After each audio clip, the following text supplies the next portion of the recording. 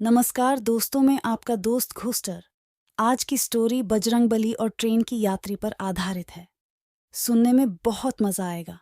और हाँ, हमारे चैनल को सब्सक्राइब करें, वीडियो को लाइक करें और एक प्यारा सा कमेंट करना न भूलें। बात उन दिनों की है जब मैं पहली बार अपने कॉलेज से छुट्टी लेकर अपने गांव लौट रहा था। मेरे गांव का नाम सिद्धापुर था, जो एक बहुत ही पुराना और पौराणिक गांव है। यहाँ की कहानियाँ और प्राचीन मंदिर हमेशा से लोगों को आकर्षित करते थे। उन दिनों रेलगाड़ियों का चलन भी कम था और ट्रेनों की संख्या सीमित थी।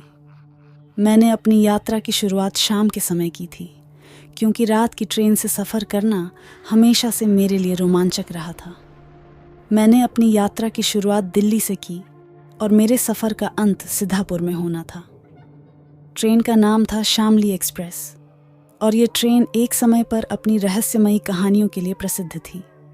कहते थे कि इस ट्रेन में रात के समय कुछ अजीबोगरीब घटनाएं होती थीं। मैंने इन कहानियों पर ज़्यादा ध्यान नहीं दिया, लेकिन मेरा ध्यान तब गया जब ट्रेन का समय रात का हुआ।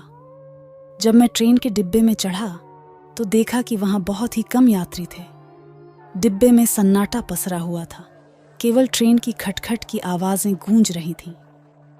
मैं अपनी सीट पर बैठ गया और किताब पढ़ने लगा। कुछ समय बाद मैंने महसूस किया कि ट्रेन के डिब्बे में एक अजीब सी ठंडक बढ़ रही थी। मैंने अपने चारों ओर देखा, लेकिन कुछ असामान्य नहीं लगा। रात के करीब 12 बजे ट्रेन एक छोटे से स्टेशन पर रुकी।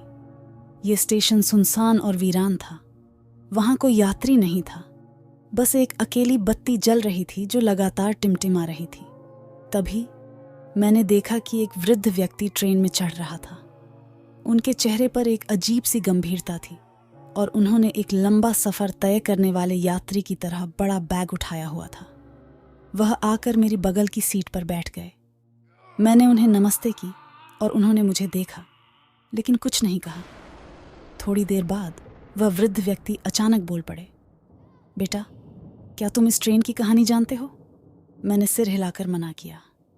उन्होंने कहा, यह ट्रेन कभी साधारण नहीं थी।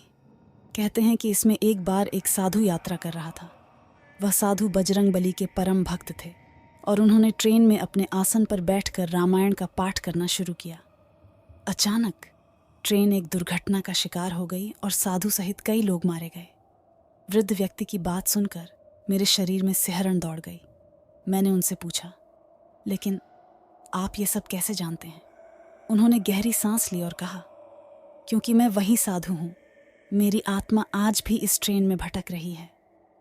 यह सुनकर मेरे होश उड़ गए। मैंने देखा कि उनके चेहरे पर एक अजीब सी चमक आ गई थी और उनकी आंखें गहरी लाल हो गई थीं। वह साधु मेरी ओर देखते हुए बोले, बजरंगबली का आशीर्वाद ही था कि मैं इस भूतिया जीवन से मुक्त हो पाया। अब मैं केवल उन लोगों की सहायता करता हूँ जो इस ट्रेन में किसी समस्या में फंस जाते हैं। यह कहकर उन्होंने अपना बैग खोला और उसमें से एक छोटी सी हनुमान जी की मूर्ति निकाली। यह मूर्ति तुम्हारे साथ रखो, उन्होंने कहा। बजरंगबली का आशीर्वाद तुम्हारे साथ हमेशा रहेगा। मैंने श्रद्धा से वह मूर्ति अपने पास रख ली और उन्हें धन्यवाद दिया। अचानक ट्रेन की बत्ती टिमटिमाने लगी और उस वृद्ध व्यक्ति का शरीर धीरे धीरे गायब होने लगा। उन्होंने मुझसे कहा, याद रखना, बजरंगबली का आशीर्वाद सदा तुम्हारे साथ है। और फिर वह पूरी तरह से गायब हो गए। उस रात के बाद जब मैं सिद्धापुर पहुंचा तो मैंने अपने माता पिता को सारी घटना बताई। उन्होंने मुझे बताया कि बजरंगबली की कृपा से ही मैं उस ट्रेन में सुरक्षित रह पाया। उस घटना के बाद मैं बजरंगबली का परम भक्त बन गया और उनके मंदिर में नियमित रूप से पूजा करने लगा। हर बार जब भी मैं उस मूर्ति को देखता हूँ, मुझे उस वृद्ध साधु की याद आती है और मैं बजरंगबली के आशीर्वाद का अनुभव करता हूँ। उस रात की वह भूतिया घटना मेरे जीवन की सबसे डरावनी और महत्वपूर्ण घटना थी, जिसने मुझे बजरंगबली की महिमा का अनुभव कराया। अब जब भी मैं ट्रेन में यात्रा करता हूँ, उस मूर्ति को हमेशा अपने साथ रखता हूँ और बजरंगबली का नाम जपता हूँ, जिससे मैं हर कठिनाई से बच सकूँ। कुछ साल बाद जब मैंने नौकरी की तलाश में फिर से दिल्ली जाने का फैसला किया, तो एक बार फिर शामली एक्सप्रेस में यात्रा करने का मौका मिला।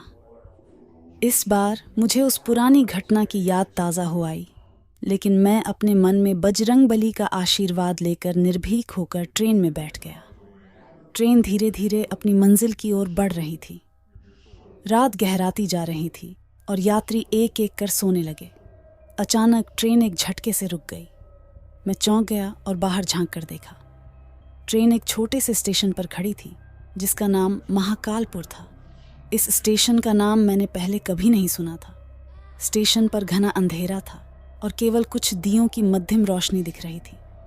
मैंने सोचा कि शायद यह कोई अस्थायी रुकावट हो, लेकिन थोड़ी देर बाद मैंने देखा कि कुछ लोग ट्रेन में चढ़ रहे थे। उनमें से एक बुजुर्ग महिला मेरी ओर बढ़ी और मेरे सामने बैठ गई। उनके चेहरे पर एक अजीब सा दर्द था। उन्होंने मुझसे कहा, बेटा, क्या तुमने कभी महाकालपुर के बारे में सुना है? मैंने सिर हिलाकर मना किया। उन्होंने बताया कि महाकालपुर एक प्राचीन गांव था जो किसी श्राप के कारण वीरान हो गया था। वहाँ के लोग कहते हैं कि रात के समय यहाँ आत्माएं भटकती हैं। उनकी बात सुनकर मेरे मन में डर की लहर दौड़ गई। महिला ने मुझे बताया कि वह अपनी बेटी को ढूंढ रही है, जो कई साल पहले इसी ट्रेन में सफ़र के दौरान गायब हो गई थी। उनके शब्दों में एक अजीब सी गहराई और दर्द था। मैंने उनसे पूछा, क्या आपकी बेटी का नाम जानकी था? महिला की आंखों में आंसू आ गए और उन्होंने हाँ में सिर हिलाया। यह सुनकर मैं हक्का बक्का रह गया। मैंने उन्हें बताया कि मैंने ट्रेन में एक युवा लड़की को देखा था जो बहुत घबराई हुई थी और वह भी महाकालपुर स्टेशन पर ही उतरी थी। महिला ने मुझसे प्रार्थना की कि मैं उनकी बेटी को ढूंढने में मदद करूं। मैंने उन्हें आश्वासन दिया और ट्रेन से उतरकर महाकालपुर की ओर बढ़ा।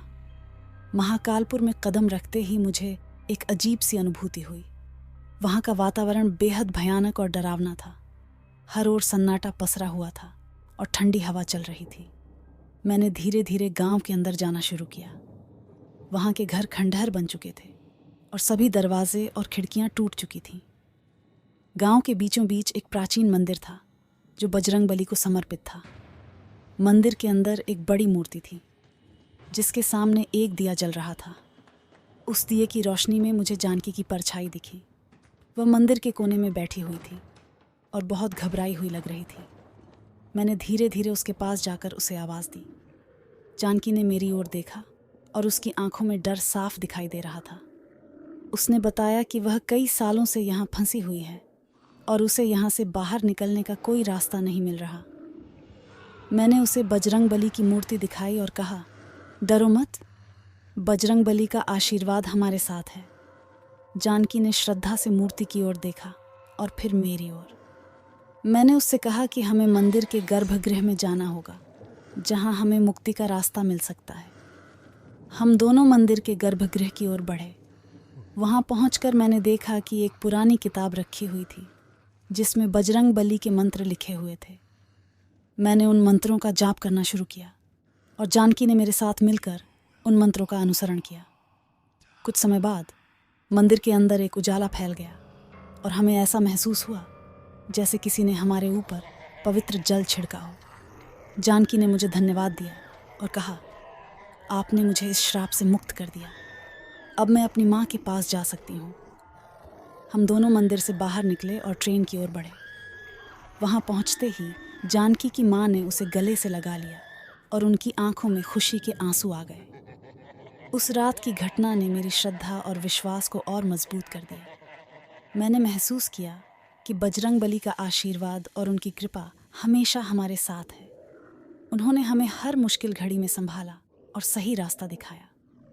अब जब भी मैं ट्रेन में यात्रा करता हूँ, उस मूर्ति को हमेशा अपने साथ रखता हूँ और बजरंगबली का नाम जपता हूँ, जिससे मैं हर कठिनाई से बच सकूं। उस भूतिया ट्रेन और महाकालपुर की घटना ने मेरे जीवन को एक नया मोड़ दिया और मुझे बजरंगबली के आशीर्वाद का सच्चा अर्थ समझाया। इस घटना के बाद मैंने अपनी जिंदगी को पूरी तरह बदल दिया और बजरंगबली के प्रति अपनी श्रद्धा को और भी गहरा कर दिया। अब मैं हर रोज उनके मंदिर में जाकर पूजा करता हूँ और उनकी महिमा का गुणगान करता हूँ। उनके आशीर्वाद से मेरे जीवन में जो शांति और सुरक्षा आई है, उसे मैं कभी नहीं भूल सकता।